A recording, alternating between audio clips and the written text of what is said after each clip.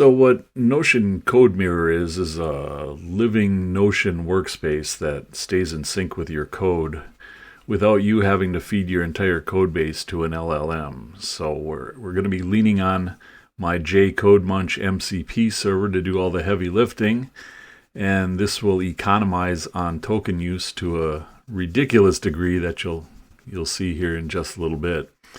The setup is pretty easy. Hopefully most of you watching this know a little bit about Notion, a little bit about GitHub. You have to have an integration set up on Notion, so do that. In order to share it, you go into the connections of your blank page here, and in this case I have one set up called Mirror.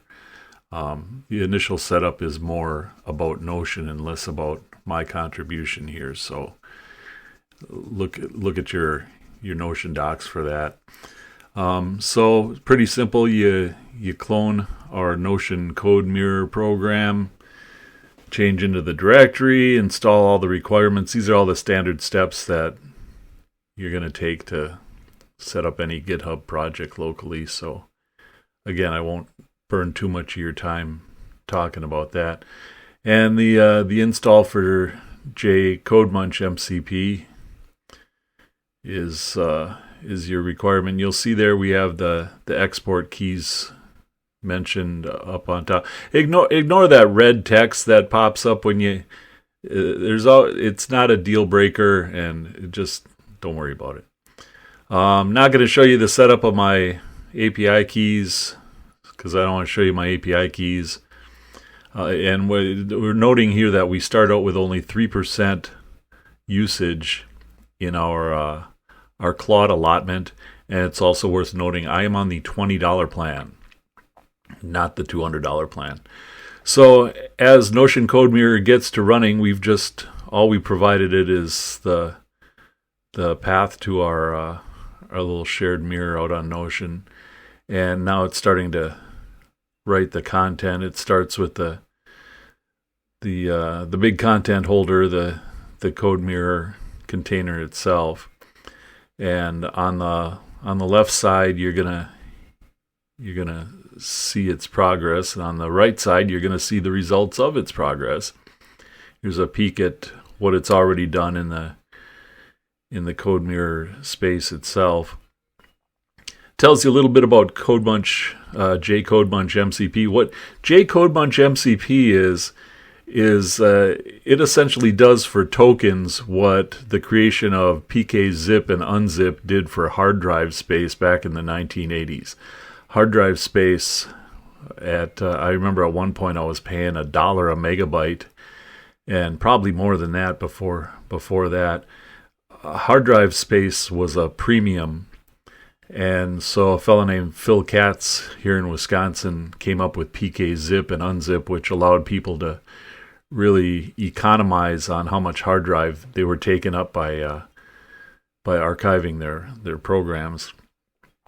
And I'm pretty sure most people here have zipped and unzipped files. Well, jcodemunch does that with tokens, which are also at a premium now, especially on the upper echelon of the Anthropic plans. The Opus model is, $5 for 1 million tokens going in, 15 coming out. So, I thought it was really important for me, especially after I had one query I ran that cost me $7, and I said, no, enough of that. So jcodemunch-mcp was born, and here you see on the right side is a breakdown of everything that our little Notion CodeMirror program is discovering about jcodemunch-mcp. Ironically enough, while using jcodemunch-mcp, we're kind of eating our own dog food here. But that's the breakdown of what we're doing and how we're doing it. At the end of the day, you're going to end up with a really, super comprehensive documentation that's not overly verbose. It's down and dirty, to the point. It allows you to drill down on whatever functions, methods, operations, even the API reference, which I'm anxious to show you a little later, is pretty impressive.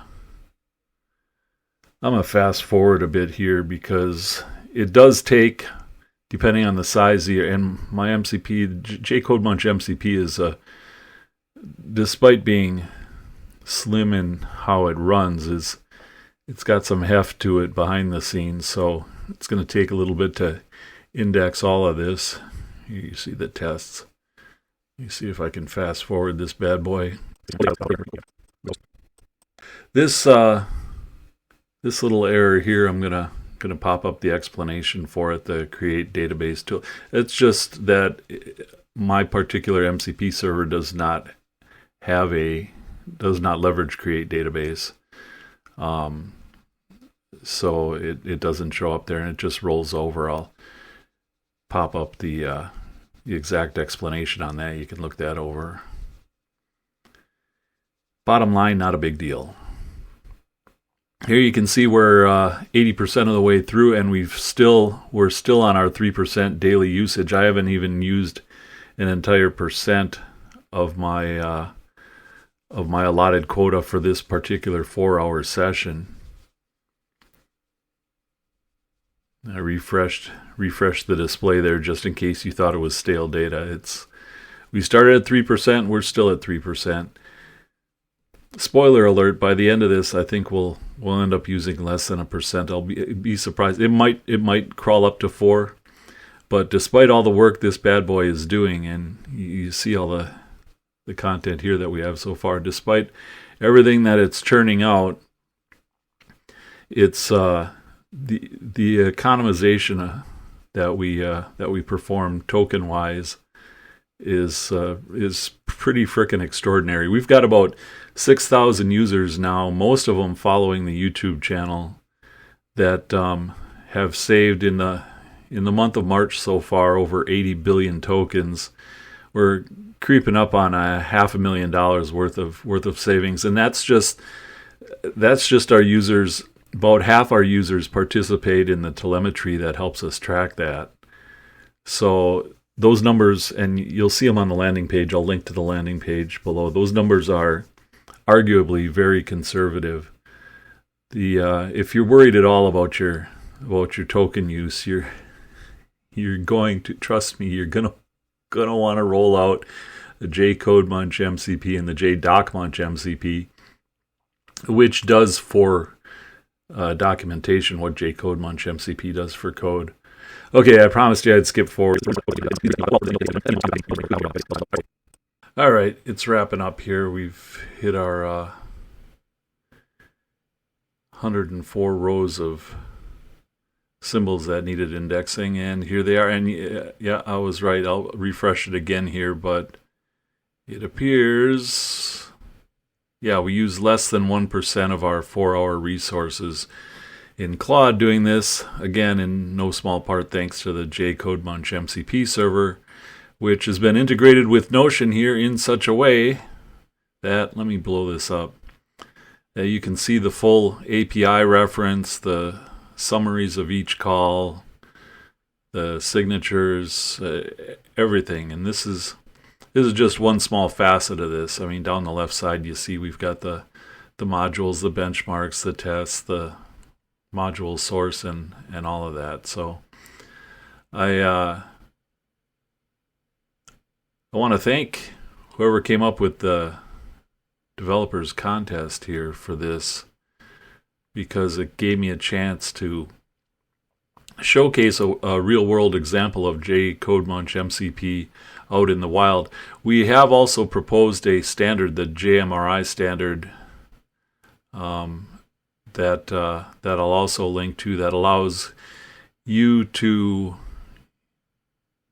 link to jcodemunch-mcp in a standardized manner, realizing your code indexing potential.